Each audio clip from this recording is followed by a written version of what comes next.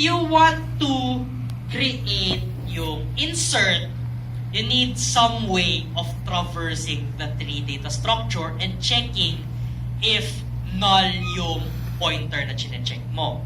Kung null yung pointer na chine-check mo, that slot is empty, you can insert in that slot. Otherwise, kapag hindi siya empty, that's where you implement like a traversal type of function. Yun yung pupunta sa left kung less than, at pupunta sa right kung greater than. Okay? So, are there any questions on this? Kung paano siya, yung idea kung paano siya gumagana? Yes.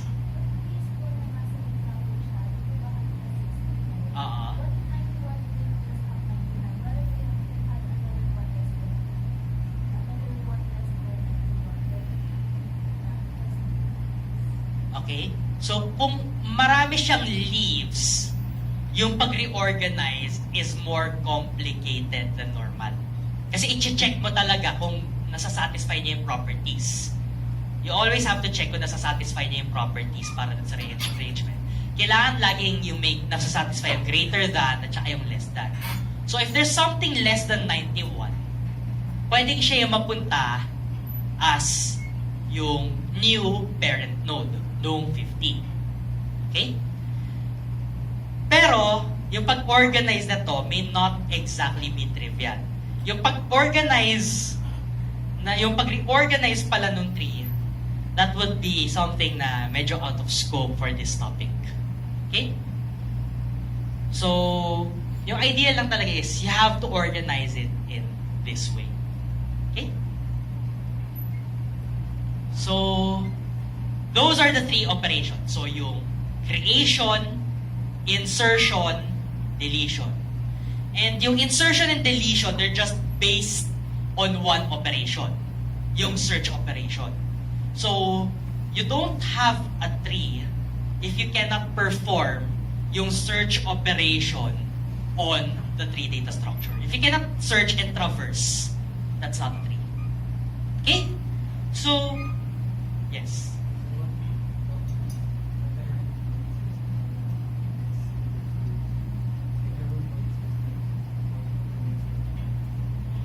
What if the root node is less than all of the nodes to be inserted? So, this is where we proceed to the next part. So, ano yung napapala natin when we create a BST? So, the idea is this. If you can somehow create a tree that is balanced, meaning equal yung number of nodes dun sa left subtree, dun sa right subtree, yung insertion time natin is significantly reduced.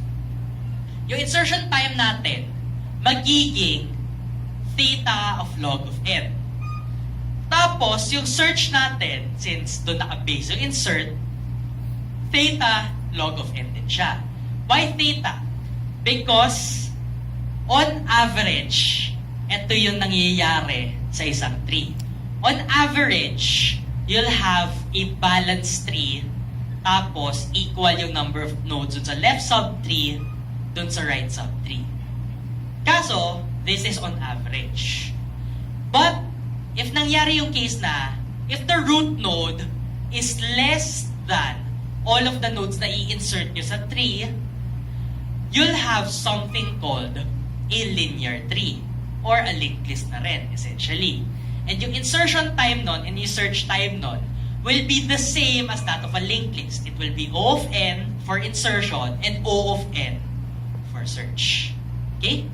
So, there's a whole class of problems na, or whole class of methods to make sure that the tree you generate is balanced.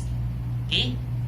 So, maybe in the exam, there's a possibility that someone will ask a question na this tree is unbalanced. Here's a proposal to create a balanced tree. Implement this algorithm. Pwede may magtanong ng gano'n. Okay? So, dito, hindi siya i-represent. Mga basic lang kasi ipapakita na idea. Okay? So, Kasi yung ideal nga is, you get a balanced tree. Para mawala yung mga O of N inserts, mawala yung O of N search, mawala lahat ng mga O of N time operations.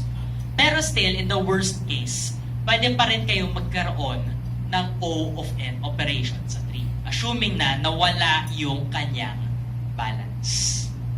Okay? So,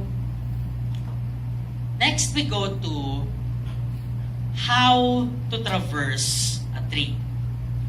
So, in general, we want to traverse a tree because we want to implement yung search operation, di ba? We want to implement the search operation somehow. But how do we implement yung search operation na yon? It was never explicitly stated before. So there are a few ways, and they're generally classified into two techniques. The first technique is called recursive traversal. Okay? So, and the second technique is called iterative traversal. Okay? So, dito pumapasok yung knowledge natin from recursion last meeting. Kasi sa recursive traversal, nandito yung most common ways of traversing a tree. And the three ways are yung pre-order traversal, yung in-order traversal, and yung post-order traversal. Okay? So, let's proceed to showing you kung ano yung mga traversal techniques na yun. By starting with in-order traversal or in-order searching. So, the idea behind in-order searching is this algorithm outline presented over here. The first thing you do in an in-order traversal is you check your current node. I-check mo yung current location mo, tapos i-check mo kung empty yung location na yon or hindi. Kung hindi siya empty, punta ka sa left subtree recursively. Aggressively go to the left subtree. Okay? Once you are at the leftmost node, you display yung data mo. Kapag nalaman mo na sa leftmost ka na. Pag na-display mo na yung current data mo kasi nasa leftmost ka na, you go to the right subtree. Okay? So you go to the left subtree aggressively. Pag naubusan ka na doon, you go to you print your data first, then you go to the right subtree. Okay? So, an illustrative example of that is shown over here. So, we start with the root node, always. Tapos, from the root node,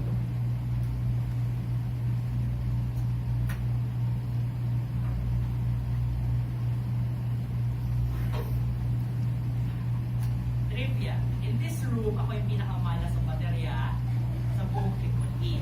Hindi pwedeng walang session, o may session, hindi ako mauubos ng baterya. Hindi yun ang ever. Lahat ng meeting ko sa 135 na ubusan ang baterya at the middle of the meeting. Okay? So, from the middle node, from the root node, we aggressively go to the left. Tapos nun, pag nasa leftmost na tayo, we print it out. Tapos nun, once we print it out, we go back up. Tapos, when we go back up, we print that item as well. Then, pag nakita natin na may right node, may right child siya, in the right subtree, we go to the right, then we aggressively go leftwards again. Tapos nun, once we aggressively go leftwards, tapos naubusan na naman, we print that component again.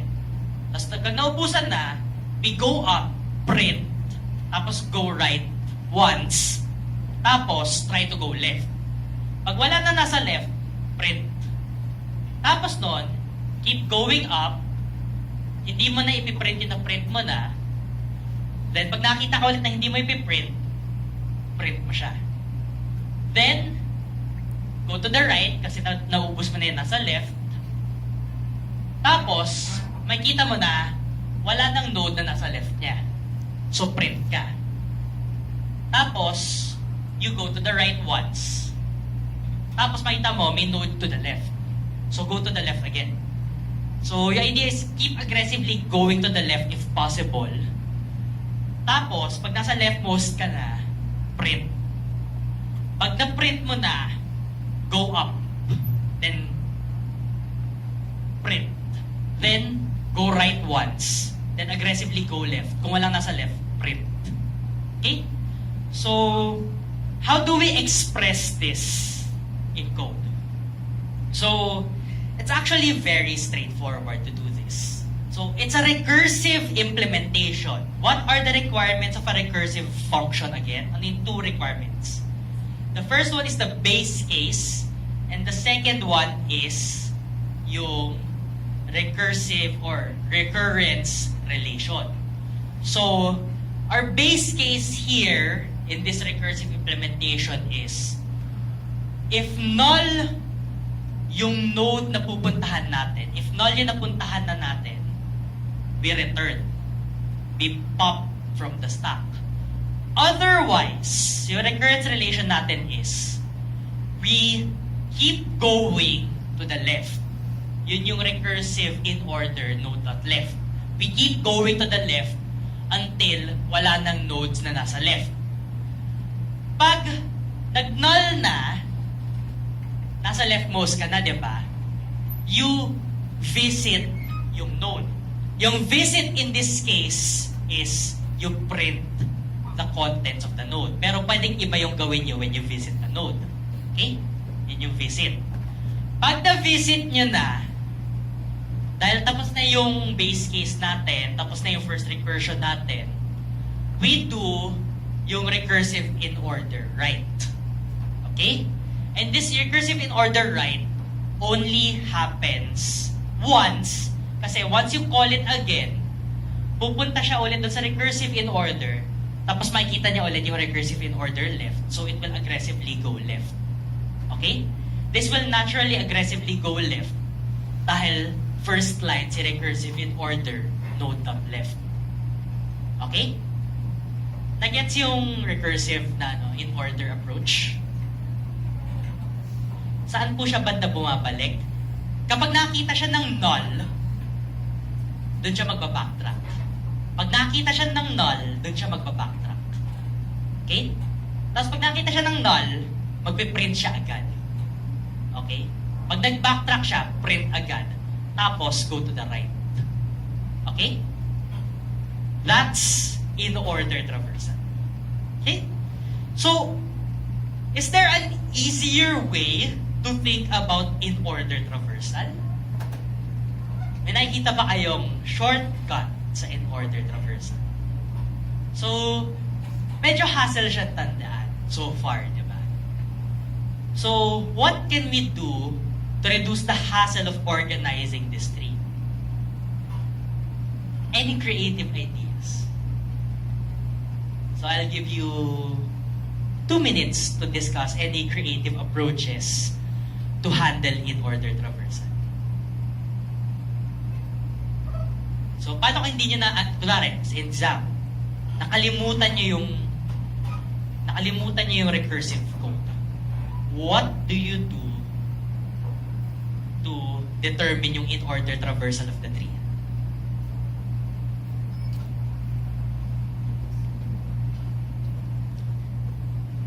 Two minutes. Okay.